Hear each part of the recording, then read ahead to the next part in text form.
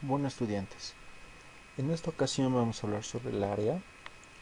Y área tiene también otro nombre que es a veces conocido como superficie. ¿Ok? ¿Qué es área y qué es superficie?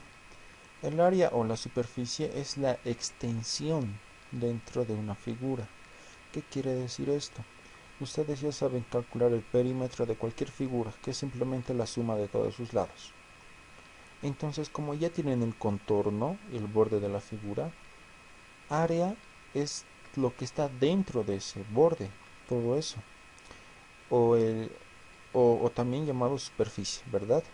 Pero esto lo vamos a entender mejor después.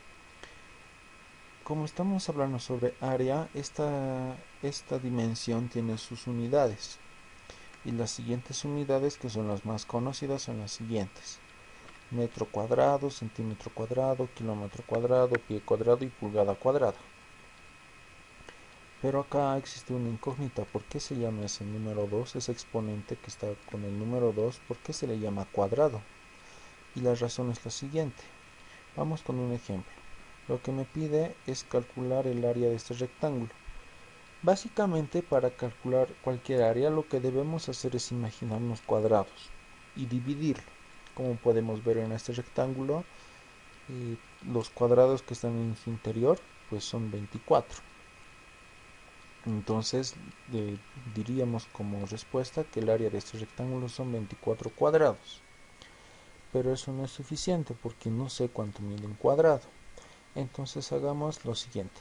¿Qué tal si un cuadrado tiene un centímetro de lado? Entonces tendría 24 centímetros cuadrados el área de este rectángulo. Pero ¿qué tal si el lado de este cuadrado es de un metro, mide un metro? Entonces el área de este rectángulo sería 24 metros cuadrados. De estos ejemplos es donde podemos deducir que el número 2 también se llama cuadrado por la razón de que para calcular áreas nos imaginamos siempre cuadrados divididos en una figura. Es por eso que se llama centímetro cuadrado, metro cuadrado, kilómetro cuadrado y así, ¿verdad? Pero nosotros ya no vamos a contar cuadrados porque no es, eh, no es sencillo tampoco imaginarse cuadrados en todas las figuras. Entonces, por esa razón ya se tiene fórmulas matemáticas para calcular el área de todas las figuras. Y las figuras más conocidas son estas que vamos a ver acá. Empezamos con un cuadrado. El área es todo lo que está dentro de este borde. Todo esto se llama área. Y para calcular el área de un cuadrado, lo único que debemos hacer es multiplicar la base por la altura. Pero como se trata de un cuadrado y la base y la altura tiene la misma cantidad, entonces la fórmula para el cuadrado sería longitud o lado elevado al cuadrado. Nada más. Solo necesitamos saber cuánto vale uno de sus cuatro lados y lo elevamos al cuadrado y eso es el área. Para el rectángulo es igual sencillo. Necesito saber cuánto mide la base, cuánto mide la altura y lo multiplicamos y con eso ya tenemos el área de un rectángulo. Para un triángulo, para cualquier triángulo, porque existe una variedad, ¿verdad? Entonces, para cualquier triángulo lo que necesito es la base, cuánto mide la base y cuánto mide la altura. Lo multiplico y lo divido entre 2 y con eso ya tenemos el área del triángulo. Para un rombo lo que necesito es saber cuánto mide la distancia más grande, cuánto mide la distancia más corta, lo multiplicamos y lo dividimos entre 2 y con eso ya tenemos el área de un rombo. Para un paralelogramo es lo mismo para un rectángulo.